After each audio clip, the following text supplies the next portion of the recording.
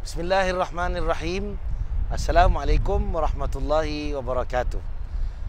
Para penonton yang dirahmati Allah sekalian, alhamdulillah, belakang saya tuan-tuan boleh lihat sendiri adalah Kaabah Al-Musharrafah. Dan kini saya berada di tingkat 3 Masjidil Haram, Makkatul Mukarramah. Kenapa saya bawa tuan-tuan untuk melihat Kaabah ini? Saya yakin semua Muslim mukmin mengetahui bahawa bangunan ini adalah Kaabah Al-Musharrafah. Ia adalah simbol kepada kesatuan ummah. Apabila umat ini melaksanakan solat, mengerjakan solat 5 waktu, umat ini harus menghadap ke satu arah, iaitu Al-Kaabah Al-Musharrafah. Saya bukan bertujuan nak bercakap tentang Kaabah, tuan-tuan dan puan-puan. Namun, saya nak berkongsi dengan tuan-tuan tentang fardu solat itu sendiri.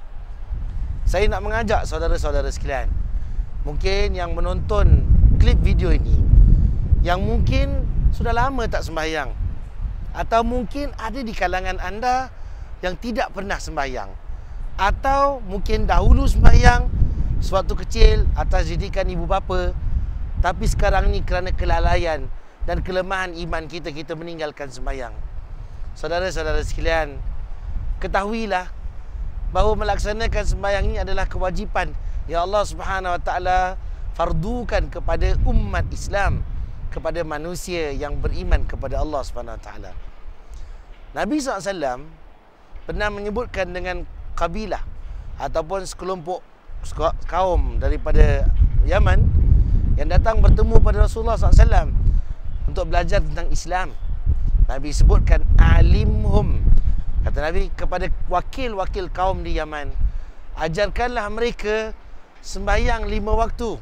Sesungguhnya Allah Subhanahu Wa Taala mewajibkannya. Fa innallaha iftarada alaihim fi kulli yawmin wa lailah. Pada setiap hari dan setiap malam, yakni satu hari semalam 5 waktu.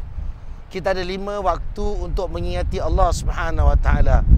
Kita cuma ada 5 waktu yang membantu kita untuk menyegarkan iman kita, mengingati Allah.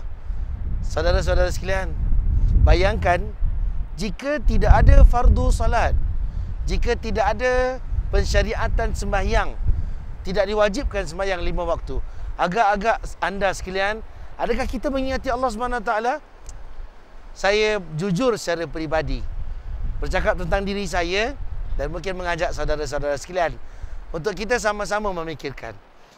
Kita dengan kesibukan, dengan rutin seharian, dengan anak, dengan keluarga, kerja dan sebagainya, sibuk dengan urusan dunia, kadang-kalanya kita terlupa dan lalai kepada Allah Subhanahu Wa Taala. Sembahyang 5 waktu adalah alam, tuan-tuan, sebagai peringatan untuk kita. Kembali, kamu adalah sebagai seorang hamba. Wahai Muhammad, kamu seorang hamba. Hayya 'alas salah. Marilah menuju kepada salat, mengingati Allah. Dalam kita bersembahyang, kita bercakap dengan Allah Subhanahu Wa Taala. Allahu Rabbul Alamin. Tuhan yang mencipta saya, Tuhan yang mencipta tuan-tuan, Tuhan yang meminjamkan nyawa kepada saya dan kepada kita semua. 5 waktu kalau dihitung dengan kehidupan seharian kita, ianya sangat minimal. Saya meletakkan, andaikan kita bersembahyang dengan salat yang ringkas, 5 minit satu sembahyang atau satu fardu, maka kita ada 5 waktu. Mungkin kita perlukan 25 minit. Saya tambah sedikit, mungkin 10 minit lagi untuk wuduk, 10 minit lagi untuk siap-siap. Mungkin kita perlukan 35 minit atau 45 minit sehari untuk kita menghadap Allah Subhanahu Wa Taala. Namun saudara-saudara sekalian, urusan dunia rasanya lebih banyak masa kita peruntukkan untuk menonton TV. Saya dan tuan-tuan, saya tidak bercakap tentang orang lain, saya bercakap tentang kita. Mungkin kita menonton TV, peruntukan TV, satu filem 1 jam setengah. Mungkin kita terus mengikuti siaran, terus menerus 3-4 jam. Ibu-ibu di rumah, mungkin bapa-bapa Abang-abang di luar sana, mungkin kita habiskan masa kita duduk di kedai kopi, atau mungkin kita menghabiskan masa makan lebih lama daripada kita menghadap Allah Subhanahu Wa Taala. Kita ada lunch hour, mungkin setengah jam, 1 jam. Kita ada dinner, mungkin setengah jam, 45 minit. Kita ada breakfast, mungkin 15 minit, 30 minit. Kalau dicampurkan semua itu, ketahuilah saudara-saudara sekalian, nak dibandingkan dengan kita menghadap Allah Subhanahu Wa Taala cuma 30 minit sehari. 30 minit sehari. Saya kira jauh lebih minima kita menghadap Allah Subhanahu Wa Taala untuk melaksanakan ibadat salat. Saudara-saudari yang budiman, kakak-kakak, abang-abang, adik-adik yang saya sayangi, saudara muslimin, marilah kembali kepada Allah. Jika kita tidak ingat kepada Allah, itu menunjukkan kesombongan kita kepada Allah. Siapa yang memberikan kita nikmat makan, tuan-tuan rasakan kemanisan, satu tuan-tuan minum, kita merasa kenyang, tidur berasa lena, bangun pagi berasa segar, urusan kita dimudahkan. Siapa yang uruskan? Allah Rabbul Alamin, Allah Ar-Rahman Ar-Rahim. Marilah kembali kepada Allah. Mari, saya harus rasional dalam seruan saya kepada semua.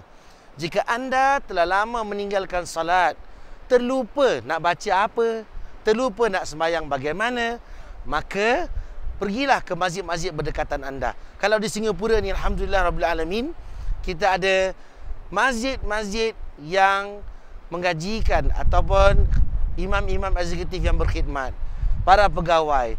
Sila drop by di mana-mana masjid, bertanyakan tentang bagaimana saya boleh refresh maklumat saya untuk bersembahyang. Saya nak kembali kepada Allah. Saya nak kembali berbual dengan Allah Azza wa Jalla. Saya nak kembali berdoa, kerana salat itu doa antara manusia dengan penciptanya Allahu Rabbul Alamin. Mungkin jika kita tidak mampu untuk terus salat 5 waktu pada satu hari, saya galakkan, marilah kita mula sedikit-sedikit. Bagi yang sudah sembahyang 5 waktu, kita perbaiki dengan lebih khusyuk, dengan lebih rapi, dengan lebih teliti, dengan lebih sempurna, dengan lebih beradab dan sopan. Bagi mereka yang baru mula nak kembali kepada salat, mulakanlah. Kalau tak boleh sembahyang subuh, mari kita sembahyang zuhur, asar. Mari kita sembahyang maghrib. Mulakan dengan 2 waktu, tambah dengan 3 waktu, dan seterusnya sampai kepada target kita. Sasaran kita, kita menjadi hamba Allah yang memenuhi salat 5 waktu dalam sehari, tidak melalaikannya dan tidak mengabaikannya.